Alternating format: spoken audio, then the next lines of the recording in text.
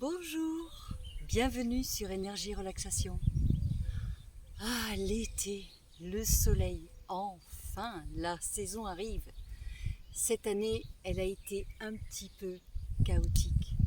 Elle a été un petit peu capricieuse, le printemps a fait de la résistance et l'été n'arrivait pas à s'installer. Mais maintenant, je pense qu'on va aller vers la belle saison.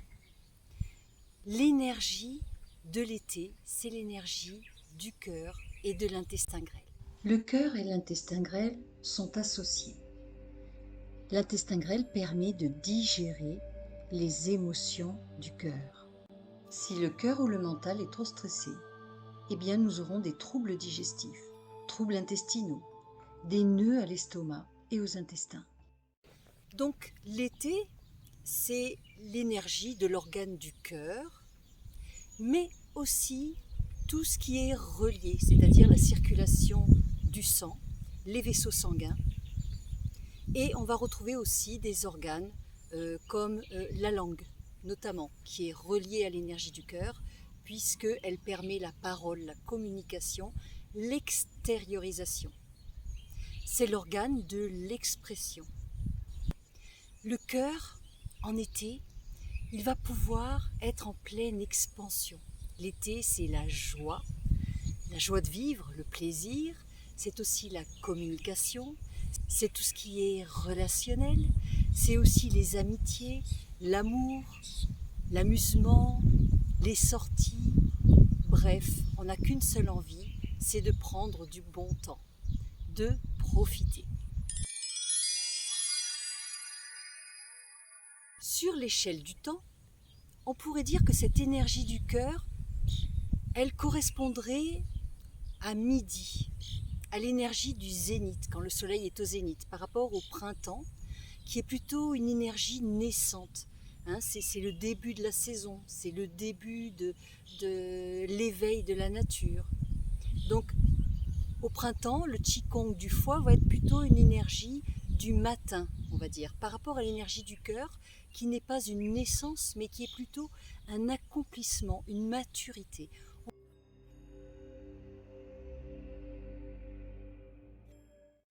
Car l'été, c'est le moment des récoltes, des moissons.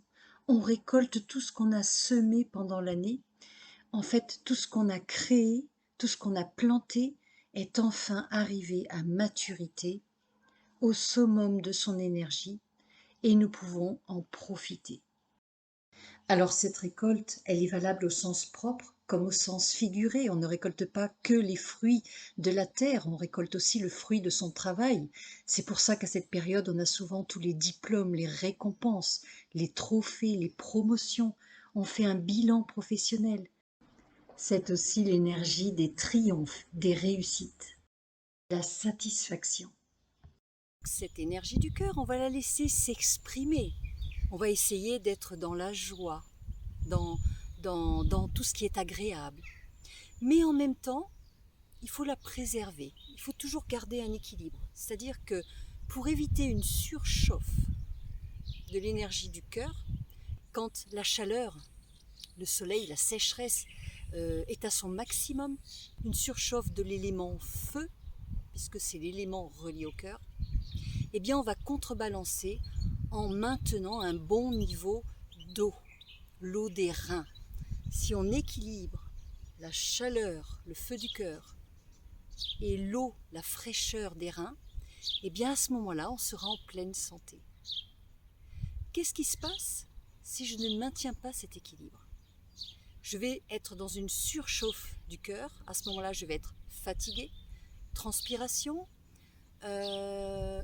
On peut avoir des problèmes, des troubles cardiaques, tachycardie, troubles respiratoires, troubles circulatoires.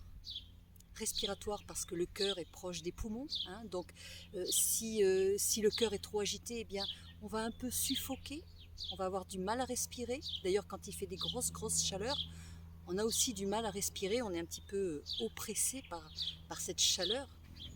D'ailleurs, que fait le corps quand il a chaud? Là par exemple, il fait lourd, même si ce n'est pas un plein soleil direct, la température est quand même élevée. Donc j'ai chaud, qu'est-ce qui se passe? Mon corps envoie de l'eau pour se rafraîchir, pour contrebalancer cette chaleur. Donc je transpire sur le visage, je transpire sous les aisselles. D'ailleurs sous les aisselles passe le méridien du cœur. Donc il envoie de l'eau pour se rafraîchir. Le méridien du cœur part dessous l'aisselle jusqu'au petit doigt. L'intestin grêle du petit doigt jusqu'à l'oreille. On peut aussi penser aux inflammations. Les inflammations en tout genre, que ce soit des inflammations dans les articulations, des inflammations au niveau de la peau. Hein, on est dans la communication, hein, donc la peau normalement est reliée au rein. Si on n'a pas suffisamment d'hydratation, on a un excès de feu, de chaleur, eh bien la peau peut manifester aussi de l'eczéma, des manifestations du psoriasis, voilà, des brûlures, des sensations de surchauffe de la peau finalement, des irritations. Toutes ces petites choses qui deviennent rouges comme le feu du cœur, et qui sont là pour nous dire « Attention, je suis en souffrance, j'ai besoin que tu m'apportes de l'eau. J'en ai pas assez pour m'équilibrer. » Donc, buvez beaucoup, buvez bien, hydratez-vous, peut-être un petit pipit, voilà, de temps en temps pour ramener de la fraîcheur. On peut aussi, par exemple, si on fait trop de sport aux heures chaudes de la journée, pendant l'été, eh bien, arriver à un excès de feu, un excès interne.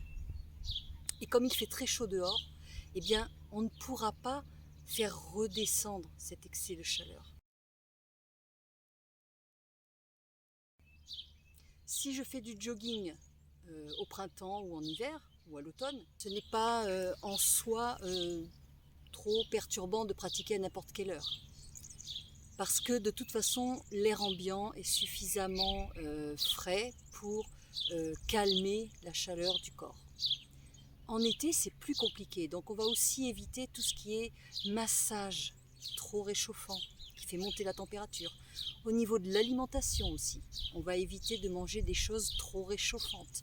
Hein, donc, bien sûr, on retrouve avec le feu les barbecues, les grillades, le plaisir de manger dehors, mais attention à ne pas manger que du grillé, que du rôti. Il faut contrebalancer, si vous voulez, avec des choses fraîches. La salade est là pour ça. Toutes les salades, tout ce qui peut amener de l'eau, hein, donc ça va être du riz, consommer des choses, même des bouillons, hein, même l'été on peut manger des bouillons. Alors si on ne veut pas les manger trop chauds, eh bien on peut préparer un bouillon et attendre qu'il tiédisse un petit peu. On peut boire aussi des tisanes, du thé. Alors attention aussi aux excitants. Hein, le thé, le café, il n'y a pas de souci, mais il ne faut pas non plus là être dans l'excès. Le café, beaucoup de thé dans la journée va faire monter la chaleur du corps. On évite les excitants, l'alcool, l'excès de tabac. On évite aussi tout ce qui est soda trop stimulant, tout ce qui est coca, boisson énergétique. Voilà, tout ce qui va pulser le corps alors qu'on est déjà dans une période stimulante, énergisante. D'ailleurs, cette excitation, cette agitation qu'on peut avoir quand on est en pleine vitalité du cœur, c'est pas relié uniquement à la température, au climat, à l'été. Ça peut être relié aussi à l'ambiance autour. D'ailleurs, on le voit autour de nous. Il y a une espèce de diffusion comme ça, une espèce d'agitation collective, d'excitation. Les gens ont envie d'être dehors, de vivre dehors. La nuit arrive de plus en plus tard, donc on peut tarder dans la soirée. D'ailleurs, il y a la fête de la musique, hein, le 21 juin, c'est pas pour rien qu'elle arrive juste au moment du démarrage de l'été, parce que c'est un moment qui est propice justement à l'extériorisation de tout notre être.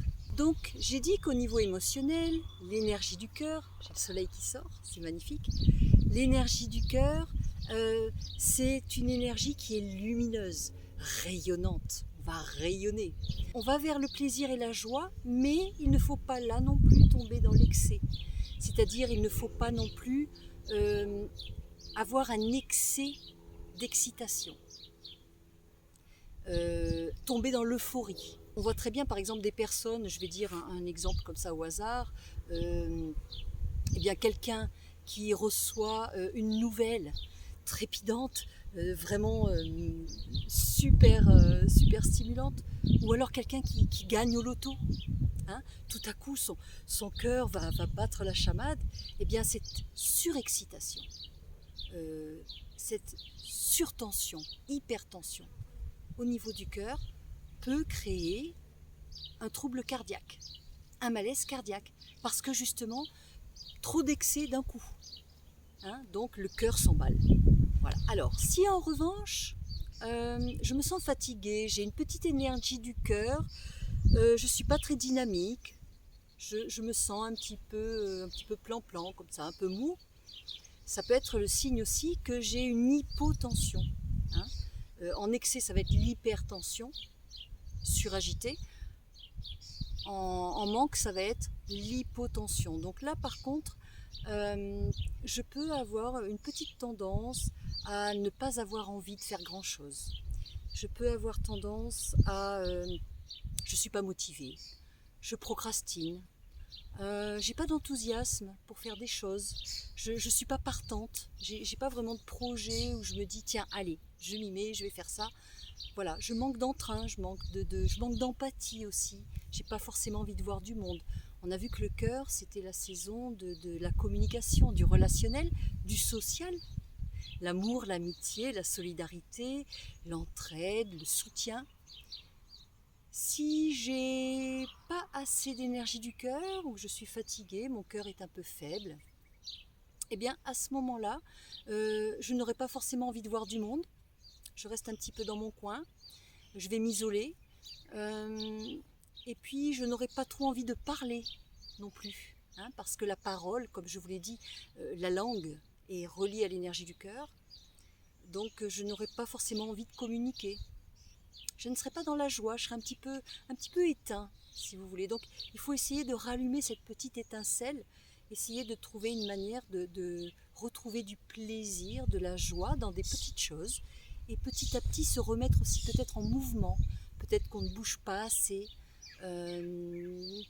remettre de la stimulation dans son quotidien, retrouver du sens, de l'intérêt pour des nouvelles choses. Voilà. Peut-être se forcer un petit peu à rencontrer du monde, à sortir de chez soi. Voilà. Alors, pas forcément se mettre dans une grande foule, aller dans un gros événement public, mais au moins sortir marcher, voilà, essayer d'aller ramener un petit peu d'énergie dans cette mollesse, dans ce manque d'envie. Alors je vous invite à observer autour de vous, ou sur vous-même, sur votre entourage, les différentes énergies du cœur. Quand c'est bien équilibré, tout va bien, la personne a autant de temps de dynamisme que de temps de repos, parce qu'il faut aussi savoir respecter son temps de repos. C'est bien de s'amuser, mais il faut savoir aussi se poser de temps en temps, récupérer. Et puis stocker de l'énergie, hein, pas être tout le temps dans la dépense intensive. Je pense par exemple à quelqu'un qui adore faire du sport, mais qui serait tout le temps dans le sport, tout le temps dans la fête. À ce moment-là, on peut frôler le burn-out aussi. Excès de mouvement. N'oublions pas que le cœur, normalement, est une énergie yang. Donc c'est une vitalité que l'on doit canaliser, hein, ne pas laisser trop s'emballer. Avec le cœur, on retrouve la couleur rouge. Bien sûr, le cœur, le rouge, c'est une couleur, une vibration énergétique qui est stimulante, dynamisante. Quand on est fatigué, on peut porter un vêtement rouge, par exemple. Ça va vous tonifier. On peut manger des aliments rouges, on en trouve beaucoup d'ailleurs en été.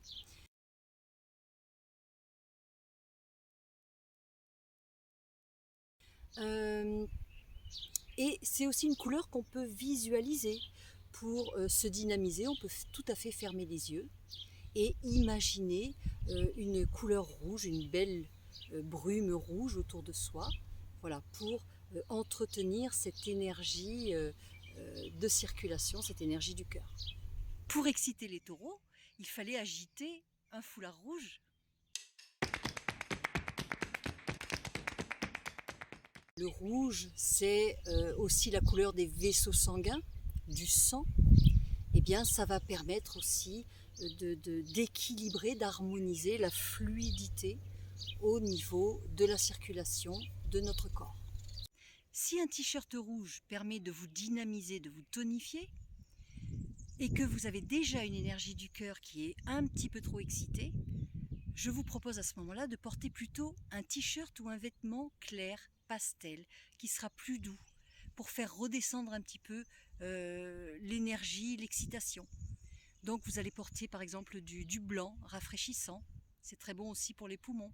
Vous allez porter du bleu ciel, des couleurs beaucoup plus douces, peut-être un vert pâle, un vert d'eau, un vert anis, ou alors un rose pâle, vous voyez, un mauve, ce que vous voulez, mais plutôt quelque chose de moins excitant que le rouge. Alors qu'est-ce qu'on peut faire pour équilibrer cette énergie du cœur, qu'on soit en trop plein, en trop vide ou au milieu, simplement pour l'entretenir?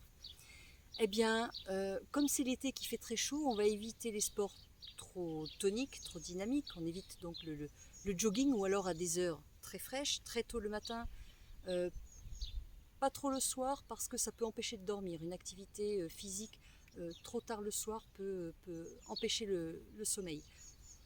La marche, très bon. La natation, en plus on est dans l'élément eau, c'est l'été, donc aller se baigner. Si on n'a pas la mer ou une piscine à côté de chez soi, on peut tout simplement tremper ses pieds dans une bassine pour se rafraîchir, pour équilibrer un petit peu la chaleur. On peut également simplement se passer les mains sous l'eau, l'avant des bras, mouiller l'avant des bras. Pourquoi? Parce que les méridiens du cœur passent à l'intérieur des bras. Mouiller le visage, mouiller la nuque, mouiller aussi au niveau ici du thorax, au niveau du plexus. Voilà, ça permet de rafraîchir, ça fait redescendre la température et puis ça ramène un peu d'eau sur le cœur. Immédiatement, ça va faire redescendre la pression, l'hypertension. Donc on peut aussi pratiquer tout ce qui est étirement, stretching, yoga, pilates, qigong, faire du tai chi. Ce sont des disciplines qui sont lentes, qui font circuler parfaitement le sang et le qi, tout en étant douces. Voilà, je vous souhaite un très bel été, une très belle énergie du cœur. Ouvrez-vous au plaisir, ouvrez-vous à la joie de vivre et à l'amusement, mais avec modération. Donc je vous propose de me retrouver avec toutes les vidéos du cœur et je vous dis à très bientôt en vidéo.